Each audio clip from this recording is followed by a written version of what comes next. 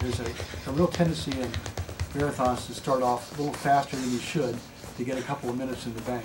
So if you slow down at the end, you've got a little bit of a cushion for your time.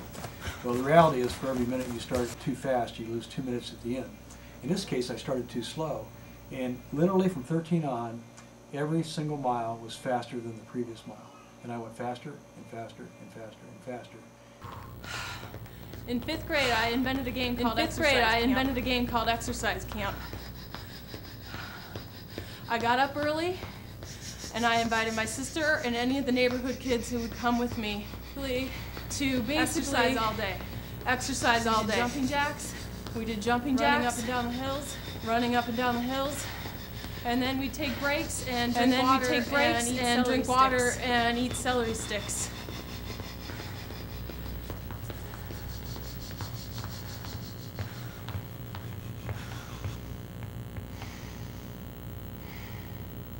Transition. And I can recount several stories where I was, physically done and couldn't maintain my pace or my training, and something would happen mentally. Several different stories here. A lot of times at the end of the day when we'd be in the hotel, my mom would be doing different little kinds of movements like this, like arm circles, or like little aerobic moves in front of the TV, even though the TV would just be like a sitcom or something. And sometimes I'd walk into her bedroom at night and she'd wear these long flannel nightgowns like all the way to the ankle, and she'd be watching TV and doing sit-ups or doing leg lifts. And I went on a long train trip this year over the summer, and I got to the hotel and I turned on the TV and I was doing the exact same thing.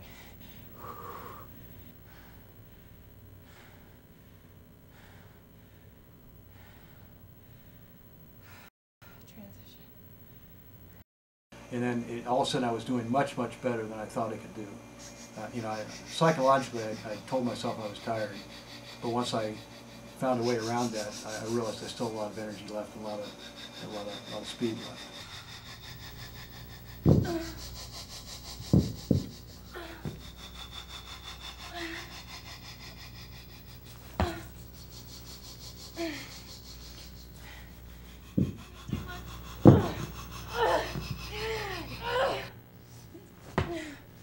I know exactly where I am in terms of time.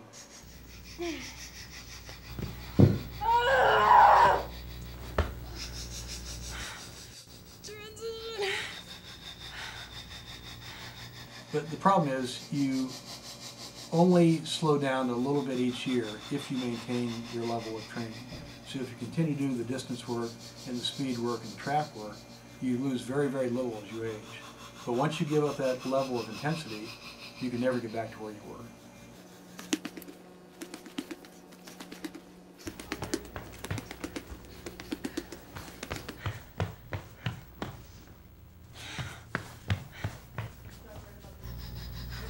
I remember my locker that year, I had a newspaper clipping of Oprah Winfrey. She had just lost all that weight, and she was pulling a wagon of fat behind her.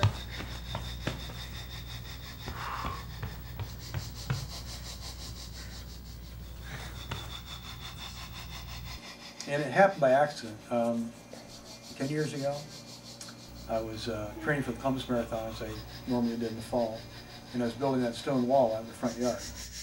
One of my aerobic instructors told my mom that I was built like a brick shithouse. I remember leaving the gym and asking my mom what that meant, and she said, I was really built solidly, like really solid muscle. And I heard it as, you are solidly fat. So for 2 consecutive weekends building that stone wall, I was, physically exhausted from that and missed my 2 Saturday training runs. So by the 3rd week, I thought, well, I've missed 2 runs already. I just won't run the Columbus Marathon this year. So since I wasn't running the Columbus Marathon, I didn't train as hard or didn't train as much, And since I didn't train as much, I wasn't as fast, or, so spring came and I was out of shape. I thought, well, I didn't run this race or that race because I was out of shape, and that was the beginning of the slide down.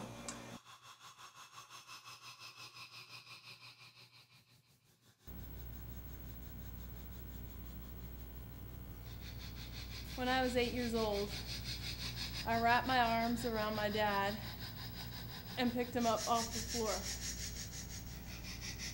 I think he was proud of me. I was perceived as a strong child.